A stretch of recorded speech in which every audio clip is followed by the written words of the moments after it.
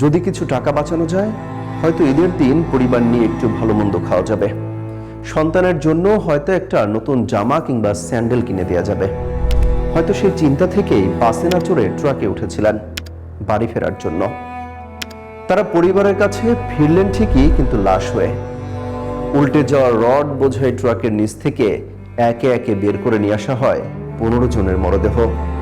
হয়তো বুকের সন্তান অপেক্ষায় ছিল বাবা আসছে, নতুন জামা নিয়ে আসছে। বাবাও হয়তো ভেবে রেখেছিলেন ছেলেকে নতুন পাঞ্জাবি পরিয়ে একসাথে ঈদের নামাজ আদায় করতে যাবেন, কিন্তু নিয়তি সব কেড়ে নিয়েছে। বেঁচে ফেরাদের ভাষ্য, নিহতদের বেশিরভাগের বাড়ি একই গ্রামে। তারা ফেনীতে ফেরি করে চুলো ভাঙারির ব্যবসা করতেন। পরিবারের সাথে ঈদ করতে রওনা হন বাড়ির পথে। বাসে ভাড়া বেশি হওয়ায় সিদ্ধান্ত নেন ট্রাকে আসার।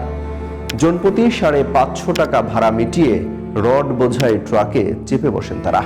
যেখানে 2 দিন পর ঈদ আনন্দ আর উৎসবে মেতে থাকার কথা ছিল গ্রামবাসীর, সেখানে একসাথে এত মানুষের মরদেহর ভার বহন করতে হচ্ছে। গোটা এলাকায় নেমে এসেছে শোকের ছায়া।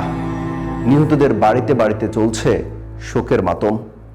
ঈদের আনন্দ পরিণত হয়েছে মরা বাড়িতে। প্রশ্ন উঠেছে, এতগুলো মানুষ রড বোঝাই ট্রাকে করে ফেনী থেকে টাঙ্গাইল পর্যন্ত চলে আসলো, অথচ পথে পথে চেকপোস্ট থাকার কথা। তাহলে তাদেরকে কেন থামালো না?